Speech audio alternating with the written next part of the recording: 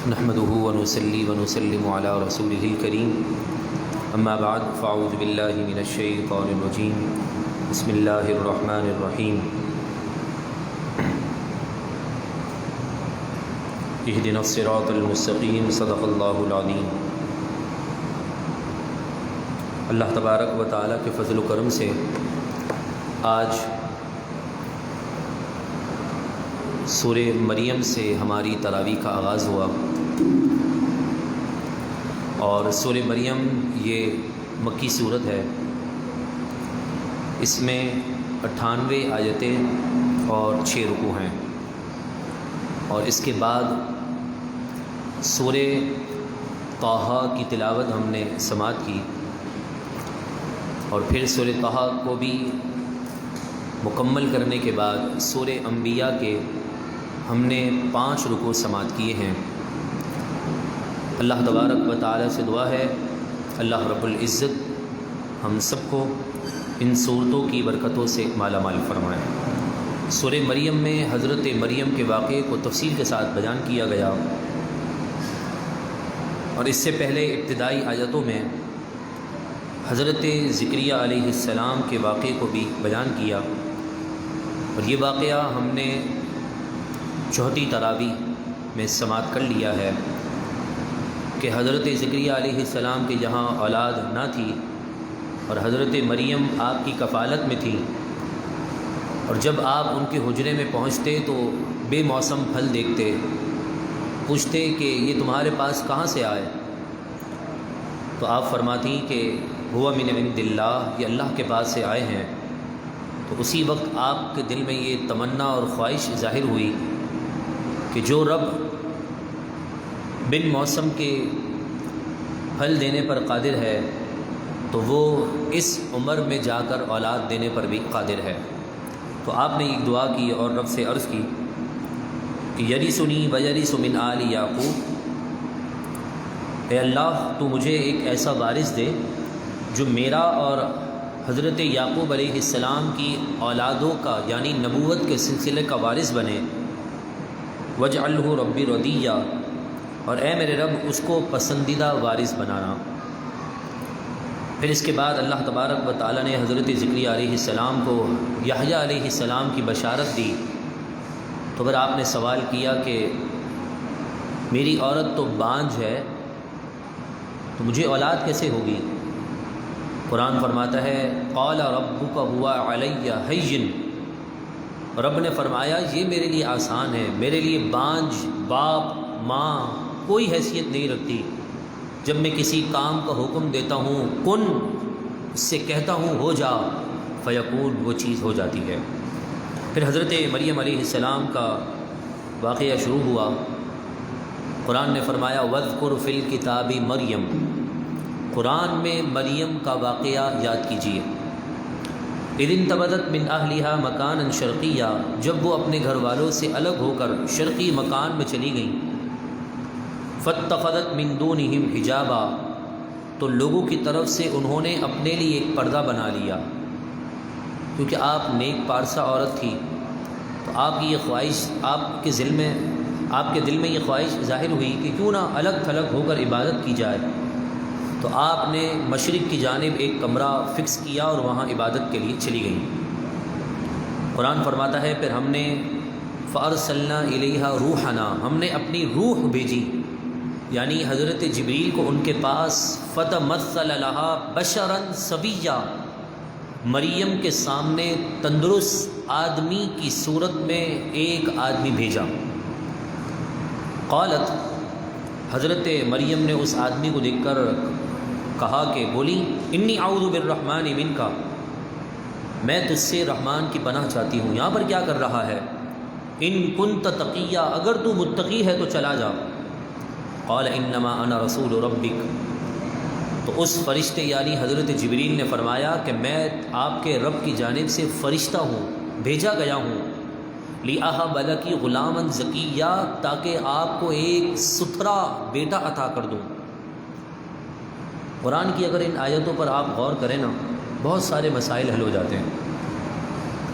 ایک تو حضرت جبریل نوری مخلوق ہے، مٹی سے تو بنے نہیں، حضرت آدم کی اولاد سے تو ہے نہیں، نوری مخلوق ہیں، تمام فرشتے نور ہیں، اللہ نے انہیں نور سے بنایا ہے، اور جنات شیاطین سب کو اللہ نے آگ سے بنایا، اور انسان جتنے بھی ہیں سب کو اللہ نے مٹی سے بنایا۔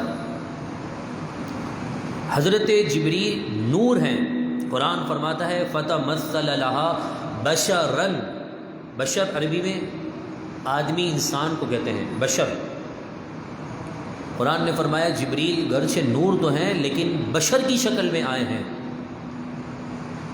وہ لوگ جو یہ کہتے ہیں کہ نوری مخلوق بشر نہیں بن سکتی اور بشری مخلوق نوری بن نہیں سکتی، یہ کیسے ہو سکتا ہے؟ اگر حضرت جبریل نور ہیں تو انسانی شکل میں آ چکے ہیں، تو ایسا ہی اللہ نے سب سے پہلے میرے نبی کے نور کو بنایا، اور وہ نبی کا نور اگر دنیا میں آیا تو بشر کی شکل میں آیا۔ تو اللہ تبارک و تعالیٰ نے اپنے محبوب کو دو چیزوں کا مجمع بنایا ہے، نور اور بشر۔ اگر ہم حضور کا نور نہ مانیں نا تو گڑبڑ کتنی آئے گی، خرابی کیا پیدا ہوگی؟ خرابی یہ ہوگی کہ ہم جبریل کو تو نور مان رہے ہیں، حضور کو نور نہ مانیں، تو سمجھ میں یہ آتا ہے کہ حضور کا درجہ کم، جبریل کا درجہ بڑھ جاتا ہے۔ حالانکہ دنیا کا اصول ہے شاگرد کبھی بھی استاد سے آگے نہیں بڑھ سکتا، چاہے جتنا بڑا بھی عالم بن جائے، جتنا بڑا بھی رتبہ پالے، مگر استاد ہی ہوتا ہے، بیٹا ہی ہوتا ہے، باپ ہی ہوتا ہے۔ تو ایسا ہی جبریل تو میرے محبوب کے خادم ہیں، جب خادم نور بھی ہے بشر بھی ہے تو اللہ نے آقا اور مولا کو نور بھی بنایا، بشر بھی بنا دیا۔ یہ قرآن کا وعدہ، یہ قرآن کا فیصلہ ہے، میں نے اپنی طرف سے کوئی بات نہیں بتائی۔ قرآن کی آپ کسی بھی تفسیر کو اٹھا کر پڑھیے، یہاں پر آپ کو اسی طرح کے مفہوم کی باتیں ملیں گی۔ اور پھر ایک اور مسئلہ، لوگ یہ کہتے ہیں کہ سب کچھ اللہ ہی دیتا ہے، بے شک اللہ ہی دیتا ہے، انکار تو ہے نہیں، کون انکار کرتا ہے؟ جو مسلمان انکار کرے گا وہ تو دائرہ اسلام میں رہے گا ہی نہیں۔ مگر اللہ تبارک و تعالیٰ ڈائریکٹ نہیں دیتا ہے نا۔ سوال یہ ہے، سمجھنا اتنا ہے، حضرت جبریل نے حضرت مریم سے آ کر کہا لِأَهَبَ لَكِ غُلَامًا زَكِيًّا، آیت نمبر یاد رکھ لیں، سورہ مریم آیت نمبر 19۔ قرآن نے فرمایا کہ جبریل نے مریم سے کہا کہ میں تجھے ایک لڑکا دینے والا ہوں۔ سوال یہ ہے حضرت جبریل کیا آپ کو اتنا نہ پتا تھا؟ لڑکا تو اللہ دیتا ہے۔ سوال بنتا ہے نا، حضرت جبریل کہہ رہے ہیں میں تمہیں لڑکا دوں گا، جبکہ قرآن دوسری مقام پر کہتا ہے موت بھی، زندگی بھی، بچے بھی، سب کچھ اللہ دیتا ہے۔ اب کیا کریں؟ قرآن کی اس آیت کو نکالیں یا قرآن کی اس آیت کو نکالیں؟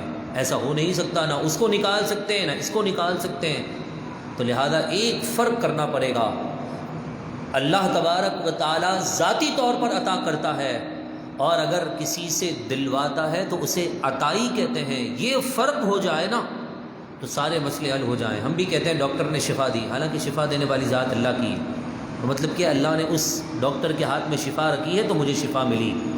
اور اگر آپ یہ کہیں کہ بھائی تم نے تو شرک کر دیا، نعوذ باللہ من ذالک، ڈاکٹر کو خدا بنا دیا، ہم کہیں گے بھائی ڈاکٹر کو ہم نے خدا نہیں بنایا، بلکہ یہی کہا ہے شفا دینے والی ذات اللہ کی ہے، مگر شفا ڈاکٹر کے ذریعے سے ملی ہے۔ دینے والی ذات تو اللہ کی ہے، مگر دلواتا عبد القادر جیلانی کے قدموں میں آنے کی وجہ سے ہے۔ تو جب یہ ذریعہ سمجھ میں آ گیا نا تو سارے مسئلے خود بخود آسان ہو جائیں گے۔ آگے کیا ہوا؟ تو آپ نے کہا میں تو قالت انا یکون لی غلام، میرے کو لڑکا کیسے ہوگا؟ ولم یمسسنی بشر، مجھے تو کسی مرد نے چھوا تک نہیں ہے، ولم اکو بغیہ، اور نہ میں کوئی بدکار عورت ہوں، تو یہ کیسے ہو سکتا ہے؟ قال کذالک، جبریل نے کہا یوں ہی ہوگا جیسا میں نے کہہ دیا، میرے رب نے فرما دیا، بات ختم۔ قال ربک هو علی ہین، تمہارے رب نے فرمایا ہے اے مریم میرے لیے یہ مشکل نہیں ہے، آسان ہے۔ وَلِنَجْعَلَهُ آیَةً لِلنَّاسِ وَرَحْمَةً مِنَّا، تاکہ ہم آپ کی اس نشانی کو لوگوں کے لیے نشانی بنائیں اور اپنی طرف سے رحمت۔ وَكَانَ أَمْرًا مَقْضِيًّا، اور فیصلہ وہی ہوگا جو ہم نے کہہ دیا، ہمارا ہی فیصلہ چلنا ہے۔ پھر اب ہوا یہ کہ حضرت مریم جس کمرے میں حجرے میں موجود تھی مشرق کی جانب، وہاں اللہ تبارک و تعالیٰ نے جبریل کے قدموں کی برکت سے طاقتور درخت اگا دیا، وہاں سے جو نہر گزرتی وہ میٹھے پانی کی نہر ہو گئی، اور ایسی اللہ نے اس کے اندر کرم نوازیاں رکھی تھی، طاقت رکھی تھی کہ ایک کھجور آپ کو پورے دن کے لیے کافی ہو جاتی تھی، اور پھر آپ اپنے علاقے سے دور چلی گئی اور مزید دور چلی گئی کہ کہیں لوگ مجھ پر الزامات نہ لگائیں کہ یہ تو نبی کے خاندان کی بچی ہے، حضرت عمران کی اولاد ہے، ان کے خالو بھی نبی، ان کے والد بھی نبی، ان کے نانا بھی نبی، سبھی نبی، اور اس کے پیٹ میں بغیر شادی کے بچہ کیسے آ گیا؟ تو اس لیے آپ دور چلی گئی اور آپ نے رب تعالیٰ سے عرض کی، مولا لوگ تو مجھ پر انگلیاں اچھالیں گے، یعنی انگلیاں اٹھائیں گے، مجھ پر الزامات لگائیں گے، تو میں کیا کروں؟ فقولی انی نذرت للرحمن صوما، تو ان سے کہہ دینا کہ میں نے رحمان کے لیے چھپ کر روزہ رکھا ہے، میں کچھ بولوں گی نہیں۔ فلن اکلم اليوم انسیا، اور آج میں ہرگز کسی آدمی سے گفتگو نہ کروں گی۔ فاتت به قومها تحمل، جب وہ اپنی گود میں اپنی قوم کے پاس بچے کو لے کر پہنچی، قالوا، قوم والے کہنے لگے، یا مریم، اے مریم، لقد جئت شیئا فریا، یقیناً تو نے بڑی عجیب چیز لے کر آئی ہے، تو بڑی عجیب چیز لے کر آ چکی ہے۔ یا اخت ہارون، اے ہارون کی بہن، ما کان ابوک امرأ سوء، تیرا باپ تو کوئی برا آدمی نہ تھا، وکانت امک بغیہ، اور نہ ہی تیری ماں بد چلن تھی، تو نے یہ کیا کر دیا؟ فاشارت الیہ، چونکہ آپ نے رب کے حکم پر اپنا منہ بند رکھا تھا، تو رب نے حکم دیا تھا کہ اشارہ بچے کی طرف کر دینا، فاشارت الیہ، تو حضرت مریم نے حضرت عیسیٰ کی طرف اشارہ کر کے کہا، قالوا کیف نکلم من کان فی المہد صبیا، اس بچے سے پوچھو، یہ تمہیں بتائے گا کہ کیا معاملہ ہے۔ تو قوم کہنے لگی، کیسی بہکی باتیں کرتی ہو اے مریم، یہ بچہ تو جھولے میں ہے، من کان فی المہد صبیا، چھوٹا بچہ جھولے میں ہے، یہ کیسے بولے گا؟ جیسے ہی لوگوں نے حضرت عیسیٰ علیہ السلام کی طرف دیکھا، آپ نے بچپن میں کلام کر کے فرمایا، انی عبد اللہ، میں اللہ کا بندہ ہوں، آتانی الکتاب وجعلنی نبیا، اللہ نے مجھے کتاب اور نبوت عطا فرمائی ہے، وجعلنی مبارکا اینما کنت، اور اس نے مجھے برکت والا پورے جہاں میں بنا دیا ہے، جہاں بھی میں رہوں، واوصانی بالصلاۃ والزکاۃ، مجھے نماز کا اور زکوٰۃ کا حکم دیا، ما دمت حیا، جب تک میں زندہ رہوں، میں جب تک زندہ رہوں گا نماز اور زکوٰۃ ادا کرتا رہوں گا، مجھے رب نے اس کا حکم دیا ہے۔ وبرم بوالدتی، میری والدہ کے ساتھ مجھے نیکی کرنے کا حکم دیا گیا۔ ولم یجعلنی جبارا شقیا، اور مجھے متکبر اور نافرمان نہیں ہونے کا حکم ملا ہے۔ والسلام علیہ، مجھ پر سلامتی ہو، یوم ولدت، اور اس دن جس دن میں پیدا ہوا، و یوم اموت، اور جس دن میں مروں، و یوم ابعث حیا، اور جس دن میں زندہ اٹھایا جاؤں قیامت کے دن، جس دن میری ولادت ہو، نبی کی ولادت پر حضرت عیسیٰ سلامتی کی دعا کر رہے ہیں۔ یوم ولدت، جس دن میں پیدا ہوں اس دن سلامتی ہو، و یوم اموت، جس دن میں دنیا سے اٹھایا جاؤں اس دن سلامتی ہو، و یوم ابعث حیا، اور جس دن قیامت کے دن اپنی قبر سے اٹھوں اس دن سلامتی ہو۔ حضرت مریم کے شہزادے حضرت عیسیٰ نے تو مسئلہ ہی حل کر دیا۔ لوگ آج بڑی ہی باتیں کرتے ہیں کہ بتاؤ بھائی، عید تو صرف 2 ہیں، تیسری عید کہاں سے آ گئی؟ مجھے بتائیے، حضرت عیسیٰ کو نہیں پتہ تھا؟ حضرت عیسیٰ بھی تو کہہ سکتے تھے کہ میرے ولادت والے دن کیا سلامتی ہے، لیکن حضرت عیسیٰ نے جواب دے دیا کہ نبی جس دن پیدا ہوتا ہے اسی دن ہی اصل سلامتی اترتی ہے، اسی دن ہی خوشیاں ملتی ہیں۔ آپ مجھے بتائیے، آپ کو عید کہاں سے ملی؟ قرآن کہاں سے ملا؟ رحمان کی ذات کہاں سے ملی؟ شب قدر کی برکتیں آپ کو کس ہستی کے ذریعے سے ملی؟ شب معراج، شب قدر، شب برات، عید کی خوشیاں، جمعے کے دن کی خوشیاں، رمضان کی بہاریں ملی ہیں تو آمنہ کے لال محمد الرسول اللہ کے صدقے سے ملی ہیں۔ تو جب جن کے صدقے سے یہ نعمتیں ملی تو پھر ان کی ولادت کی رات کو پھر امام شیخ عبدالحق محدث دہلوی فرماتے ہیں، جو ولادت مصطفیٰ کی رات کو عید کی طرح مناتا ہے، اللہ تبارک و تعالی ایسے بندے سے راضی ہو جاتا ہے۔ ویسے بھی اگر یہ کہا جائے 2 عید ہیں، 2 عید، تو پھر الجمعہ تو یوم العید، جمعہ بھی عید کا دن ہے، تو یہ ساری باتیں قرآن اور حدیث سے جو دور ہوتے ہیں نا، وہ ایسی باتیں کرتے ہیں۔ ہاتھ اٹھا کر دعا کریں اللہ تعالی ہمارے ایمانوں کی حفاظت فرمائے۔ تو آپ نے فرمایا والسلام علیہ یوم ولدت، جس دن میں پیدا ہوں نا اس دن سلامتی ہو، ویوم اموت، اور جس دن میں مروں، یعنی نبی کا دنیا میں آنا بھی سلامتی اور ظاہری زندگی سے پردہ فرما جانا بھی سلامتی، ویوم ابعث حیا، اور نبیوں کا اپنی قبروں سے واپس زندہ ہو کر نکلنا بھی سلامتی۔ زندگی میں سلامتی اس لیے کہ احکامات، بشارتیں، جنت کی نعمتوں کا ذکر مسلمانوں کے لیے دیتے رہتے ہیں، اور پھر جب اس دنیا سے جاتے ہیں تو سلامتی اس انداز میں کہ اپنے امتیوں کے اعمال جب پیش کیے جاتے ہیں قبر میں انہیں، تو وہ دعائے مغفرت کرتے ہیں، اور قیامت کے دن اٹھنے پر سلامتی اس انداز میں کہ گناہ کر کر کے جب انسان اپنی زندگی اختتام کر لے اور قیامت کے دن جب حساب و کتاب آئے تو خود محمد الرسول اللہ آگے موجود ہوں اور اپنے امتیوں کی بخشش اور شفاعت کروا رہے ہیں۔ تو یہ اللہ تبارک و تعالیٰ نے اس صورت میں ایک پیغام دیا ہے۔ اس کے بعد حضرت ابراہیم، حضرت موسیٰ اور حضرت ادریس، حضرت ہارون علیہ السلام کے واقعات کی طرف اشارہ ہے، اور ساتھ ہی ساتھ فرعون کا وہ واقعہ بھی جو انشاءاللہ ہم 19 پارے میں سماعت کریں گے، وہ واقعہ بھی اس صورت کے اندر یعنی سورہ طٰہٰ میں بیان کیا گیا۔ اور پھر یہ حضرت موسیٰ علیہ السلام کا واقعہ اس سورہ طٰہٰ کے اندر پورے تفصیل کے ساتھ بیان ہوا، اور ساتھ ہی ساتھ اللہ کے محبوب علیہ السلام نے قرآن کے اندر ایک میرے رب نے اپنے محبوب کے صدقے سے دعا عطا فرما دی، اور وہ دعا یہ تھی کہ جب ایک انسان علم حاصل کرنا شروع کر دے اور علم حاصل کرتا رہے تو پھر میرے محبوب سے فرمایا پیارے حبیب اپنے امتیوں کو یہ تعلیم دے دیں دعا کہ رب زدنی علما، اے اللہ میرے علم میں اضافہ فرما دے۔ سب کہیں آمین۔ تو انسان ماں کی گود سے لے کر قبر کی گود تک علم ہی سیکھتا رہے۔ بزرگان دین فرماتے ہیں 3 میں سے ایک ہو جاؤ، چوتھے مت بننا، یا تو عالم بن جاؤ، یا عالموں کی صحبت اختیار کر لو، یا پھر عالموں سے محبت کرنا شروع کر دو۔ چوتھے گئے ایمان گیا، کیونکہ عالم کو جو عزت ملی ہے علم کی وجہ سے ملی ہے، اور علم کو عزت ملی ہے ذات مصطفیٰ کی وجہ سے ملی ہے۔